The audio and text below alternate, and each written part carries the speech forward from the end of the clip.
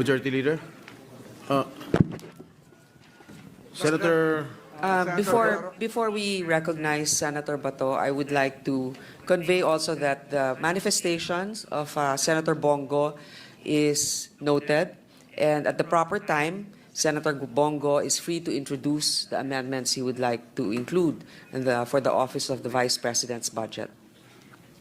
Thank you. Yes, what is the pleasure of Senator De La Rosa? Mr. President, I would like to move for the approval of the OBP budget. I second the motion. Is there any objection?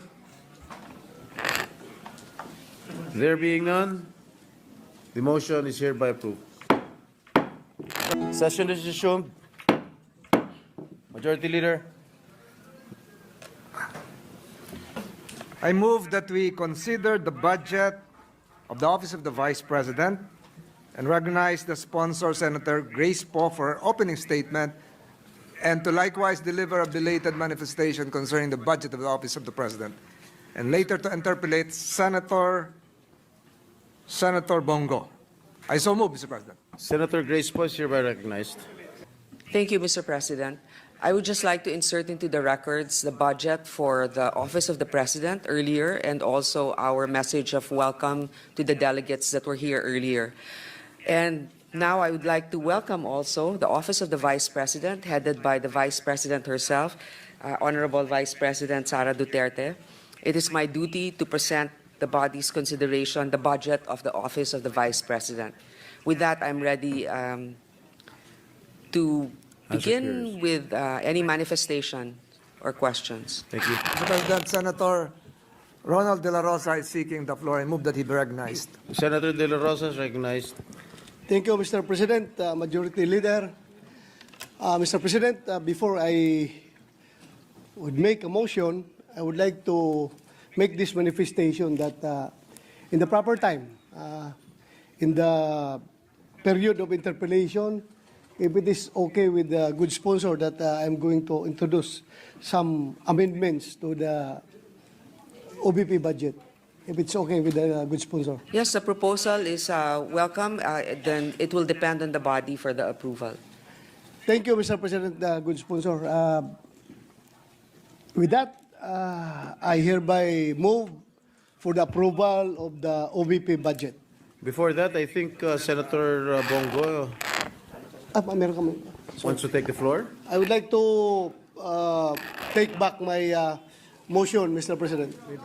Withdraw. Withdraw.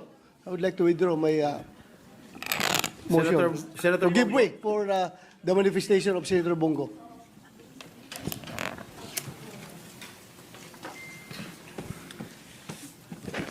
Thank you, Mr. President. As we know, the Office of the Vice President ang ikalawang pinakamataas na opisina sa ating gobyerno. Ang sinumang nakaupo dito ay inihalal ng taong bayan at may responsibilidad na maghatid ng serbisyo, lalo na po sa mga nangangailangan.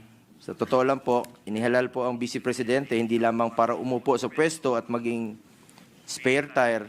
Kung gusto naman pong magtrabaho, ay bigyan po natin siya ng pagkakataong magtrabaho. Inihalal po siya na maglingkod at tumugon sa mga pangangailangan ng ating mga kababayan. Subalit, Mr. President, ang budget po na inilaan para sa OBP ay binawasan po sa General Appropriations Bill na para bang hindi mahalaga ang kanilang mandato. Mula sa original na panukalang budget na National Expenditure Program sa NEP, no, na 2.026 billion, ay binawasan po ito, naging 1.3 billion at nag-iwan na lang po ng 733 billion para sa taong 2025 at yung iba pa dyan ay naging zero. Mr. President, nakapagsagawa ng ating mga mahalagang programa po ang OBP na may direktang benepisyo naman po sa ating mga kababayan tuwing may bagyo, nasasalanta, tumutugon naman po ang Office of the Vice President. Mayroong mga inisyatibang OBP tulad ng Magnegosyo Taday na nagbibigay po ng grants at training para sa kabuhayan ng mga maliliit na negosyante at kababaihan at ang Educational, Medical and Burial Assistance Program na naglalaan po ng tulong pinansyal para sa mga kababayan nating nangangailangan. Sa panahon po naman ng kalamidad, nandiyan dyan po ang Disaster Response Program ng OBP na nagbibigay po ng agarang tulong, relief packs at iba pang suporta sa apektadong lugar. Kung tayo nga na sa legislative ay tumutulong tayo, hindi natin nililimitahan ang sarili natin bilang mambabatas lamang. Ang trabaho naman natin, representation, constituency at legislation, lalo na po ang Office of the Vice President na executive yung function nila. Sana po'y bigyan natin ng pagkakataon na makapagtrabaho naman po ang Office of the Vice President. Ngunit ang mga nabanggit ko pong mahalagang programa ng OBP ay maapektuhan dahil bahagi rin po dito ng tinanggal sa budget ng OBP sa ilalim ng General Appropriations Bill. Mr. President, public offices in general are meant to serve the Filipino people, lalo na kung lumalapit sila diretso ang kanilang opisina sa ating mga kababayan. Basic mandate po ang tumulong, lalo na po sa nangangailangan ng social services. Mr. President, ang pagbawas po sa budget ng OBP ay direktang makakaapekto sa kakayahan ng OBP na makapaghatid po ng serbisyong naglilingkod sa tao mula sa Luzon, Visayas at Mindanao para nating tinanggalan ng kapasidad ng isang ahensya or in this case, isang halal na pinuno ng bansa na magserbisyo po. Kaya po nananawagan po sana ako sa mga kasamahan natin dito na sana po'y madagdagan, no? O maibalik ang pondo po na naaprubahan sa NEP for 2025 para naman po makapagtrabaho ng maayos ang ating Vice Presidente na parte po ng executive branch of the government.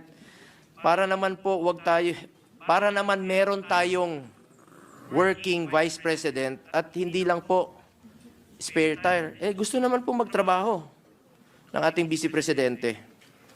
Huwag ho nating pilayan ang gustong magtrabaho. Sa totoo lang po, ang daming opisina na mas malaki pa ang budget kaysa OBP, pero underperforming. Ang iba nga dyan, natutulog yung pondo. Ang daming programa na pilit sinasama sa mga program funds na hindi na po nagagamit, winawalis na po dahil hindi nagagamit yung pondo. Ito, gustong magtrabaho, sana naman po mabigyan ho natin ng pagkakataon ang opisina na gusto pong maglingkod sa ating mga kababayan. Maliit lang po na halaga yun eh.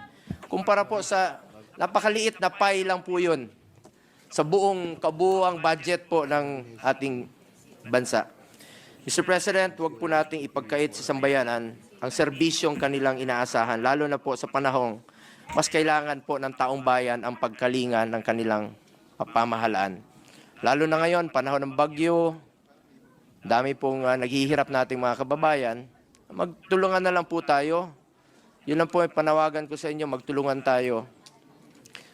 While we understand that some of OBP's programs are also being done by other government agencies, wala naman po sigurong masama kung bigyan po ng budget ang OBP para sa social services. Ito lang po aking pakiusap sana, para sa social services, para mas marami pang mabigyan po ng tulong at mas marami pa pong matutulungan. Sana po'y madagdagan o maibalik po ang pondo at hindi po masakripisyo ang layunin ng OBP na maghatid ng tunay na serbisyo sa ating mga kababayang Pilipino, lalong-lalo po yung mga nangangailangan. Let me repeat, yung social services sana po'y maibalik. Maraming salamat po, Mr. President.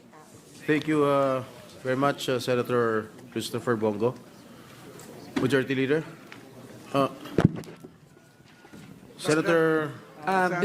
Before we recognize Senator Bato, I would like to convey also that the manifestations of Senator Bongo is noted, and at the proper time, Senator Bongo is free to introduce the amendments he would like to include for the Office of the Vice President's budget. Thank you. Yes, what is the pleasure of Senator De La Rosa? Mr. President, I would like to move for the approval of the OBP budget. I second the motion. Is there any objection? There being none, the motion is hereby approved. President, I seek a 1-minute suspension. Session is suspended for a minute.